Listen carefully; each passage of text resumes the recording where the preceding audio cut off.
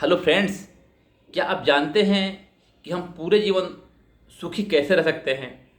कैसे अपना जीवन सुखमय बिता सकते हैं? दोस्तों, एक कहानी के माध्यम से जानेंगे कि हम पूरा जीवन कैसे सुखमय जीवन बिता सकते हैं। नमस्कार दोस्तों, मेरा नाम धनंजय कुमार पांडे और मैं एक हेल्थ एंड वेलनेस कोच हूँ। दोस्तों, मैं आज जो कहानी बताने जा रहा हूँ वो है महाराज तुकाराम जी का। महाराज तुकाराम जी महाराष्ट्र के पुणे जिले में रहते थे और बहुत ही प्रख्यात संत थे। एक बार तुकाराम जी अपने कुटिया में बैठे हुए थे। वहाँ पे उनका एक शिष्य जो बहुत ही उपद्रवी था, बात बात पे गुस्सा करता था, हर किसी से झगड़ा करता था, वो उनके पास आया और बोला, महाराज जी, आप इतने शांत और विनम्र कैसे रहते हैं?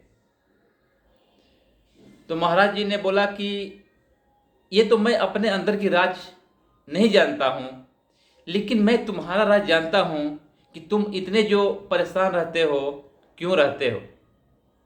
और मुझे बहुत ही दुख है ये बात कहते हुए, लेकिन मैं कहना चाहता नहीं हूँ।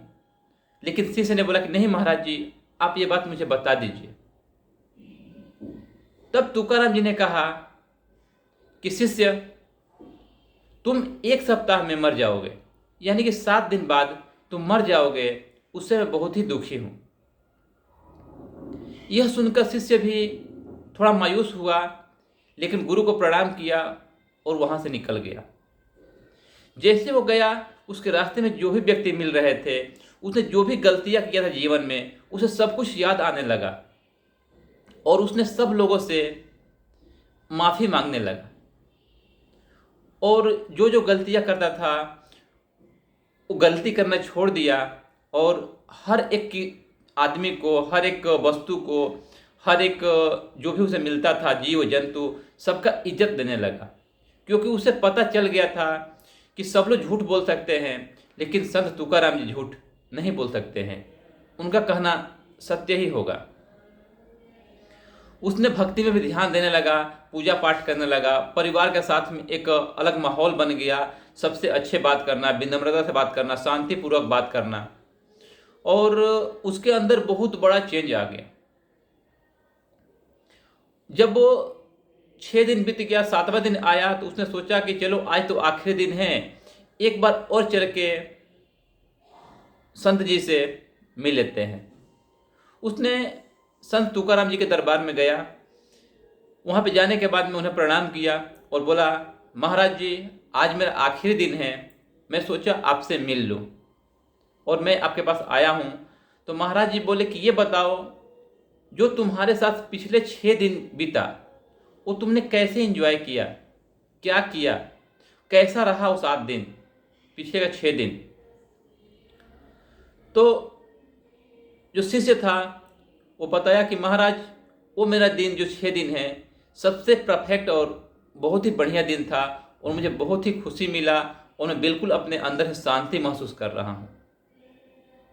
तब संत तुकाराम जी ने बताया कि यही मेरा राज है।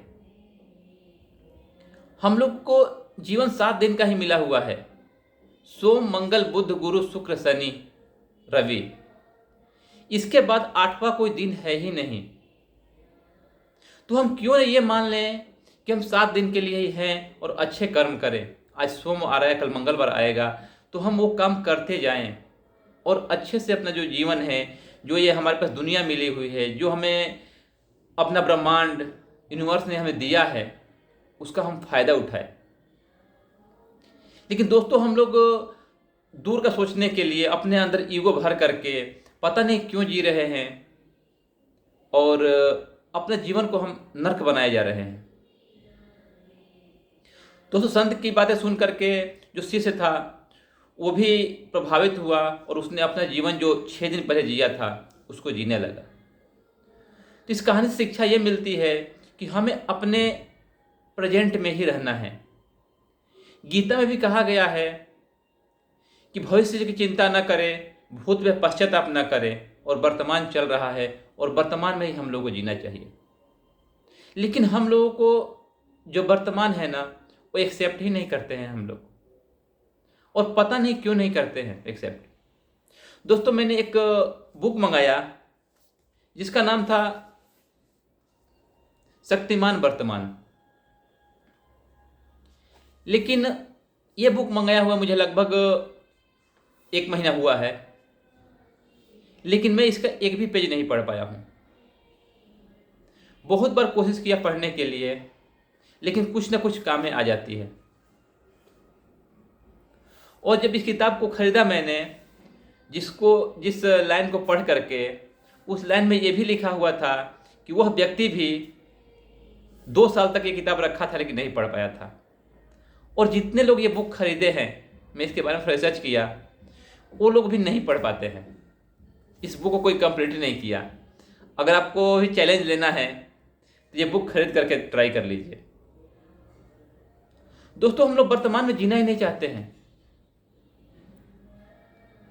जो पल और समय मिला है हमें, हम उसको अपनाना ही नहीं चाहते हैं। और इसीलिए हमारा जो पास्ट तो खराब हो ही गया है, फ्यूचर भी खराब हो जाता है इस वर्तमान के नहीं एक्सेप्ट करने से। आइए हम लोग ऐसे समझ लेते हैं कि हमारा जो जीवनचर्या खराब क्यों हो रहा है, उस पर थोड़ा ध्यान देते हैं। अगर मान लीजिए हमने किसी गेस्ट को बुलाया घर में, कोई गेस्ट हमारे पास आया और मैंने उसका इज्जत नहीं किया, तो वो नाराज होगा। बात सही है। जैसे अपने रिश्तेदार को बुलाए घर में और उससे हम बात ही नहीं कर रहे हैं, हम बात दूसरे व्यक्ति से कर रहे हैं, उससे बात नहीं कर रहे हैं, तो नाराज होगा कि नहीं होगा? आपका जवाब रहेगा बिल्कुल वो नाराज होगा। तो दोस्तों, हमारे जीवन में जब प्रेजेंट हमारे पास चल करके आया है अभी, और हम उससे बात नहीं करेंगे और हम सोचेंगे अपने बीते हुए पल के बारे में, भूतकाल में जाएंगे, वो सोचेंगे कि मैंने ये गलतियां कर दिया, तो वो नाराज होगा। उसके बाद भी वो रुका हुआ है कि भाई कुछ कर ले, लेकिन फिर भी हम सोच रहे हैं फ्यूचर के बारे में। दोस्तों, जो भी आया ही नहीं है, पता ही नहीं है कि हम लोग जिंदा रहेंगे नहीं रहेंगे, फिर भी हम उस बात को सोच रहे हैं। दोस्तों, बात बहुत गहरी है कि जो हमारे पास समय आया है, अगर उसका इज्जत नहीं करेंगे, अगर वो नाराज होकर चला गया, तो फिर वो भूतकाल बनने वाला है और फिर हम पछताएंगे। तो दोस्तों, समय का महत्व जो है बहुत ही मायने रखता है। और हम लोग को ये मान के चलना है, जो महाराज तुकाराम जी ने बताया, कि हमारा ये समझना है कि जो मृत्यु अटल सत्य है, वो हमें कभी भी आ सकती है। तो हमें समय को दुरुपयोग नहीं करना है, फ्यूचर के प्लानिंग में ज़्यादा समय वेस्ट नहीं करना है, और जो हमारा ये प्रेजेंट चल रहा है ना, इस पे ही काम करना है हमें। अभी हमारे पास एक मोबाइल फ़ोन है आपसे बात करने के लिए, वीडियो अपलोड करने के लिए, एक शर्ट है मुझे पहनने के लिए, और भगवान ने अच्छा जुबान दिया बोलने के लिए। तो फिर हमें क्या चाहिए? हम क्या ढूंढ रहे हैं? आपको 2 कान मिला है ये वाणी सुनने के लिए, फिर भी हम पता नहीं क्या ढूंढ रहे हैं। और उसी चक्कर में हम लोग परेशान हो करके कुछ भी नहीं कर पाते हैं। जो लोग सोचते रहते हैं कि नहीं, हमारे पास अभी और कुछ आ जाएगा, और कुछ पैसा आ जाएगा, तो हम ये काम करेंगे। दोस्तों, नियम ये कहता है कि पहले हम काम करेंगे, फिर पैसा आएगा। और यूनिवर्स का नियम ही यही है कि पहले हम जो करेंगे वही हमें वापस मिलने वाला है। तो सबसे पहले हमें वो कार्य करना है, उसके बाद में हमें उसका आउटपुट मिलेगा। वो भी हमें कर्म करने के बाद फल की इच्छा नहीं रखनी है। जैसा भगवान कृष्ण गीता में कहे हैं कि काम करो और फल की चिंता ना करो। फल आपको मिलेगा या नहीं मिलेगा यह पता नहीं है, हो सकता है नहीं भी मिले, क्योंकि आप उसके लिए मैच्योर नहीं हुए हैं, इसलिए नहीं मिल रहा है। वो जो हमारा परम पिता परमेश्वर ऊपर बैठे हुए हैं, वो देख रहे हैं कि हम उसके काबिल नहीं हैं। जैसे अगर हमारे बच्चा है, छोटा है, वो रो रहा है कि नहीं हमें चाकू चाहिए, हम सब्जी काटेंगे, माँ से जिद कर रहा है, तो क्या माँ चाकू दे देगी, लो भाई सब्जी काट लो? नहीं देगी, क्योंकि माँ को पता है कि हमारा बच्चा भी मैच्योर नहीं हुआ है, वो उंगली काट लेगा। इसके लिए जो परमपिता परमेश्वर है, जो यूनिवर्स है, हमें नहीं दे रहा है, हम उसके लिए मैच्योर नहीं हुए हैं। तो हमें कार्य करते रहना है, रेगुलर करते रहना है, प्रैक्टिस करते रहना है। और दोस्तों, हमेशा मृत्यु को याद रखना है। ये अटल सत्य है, मृत्यु आएगी। तो हमें उसको ध्यान में रखना है कि हम अपना समय बेकार ना करें। क्या पता अगला पल हमारा ना हो, किसी और का हो। दोस्तों, हमें उम्मीद है कि जो महाराज तुकाराम जी का कहानी है वो आपको दिल को छुआ होगा, पसंद आया होगा।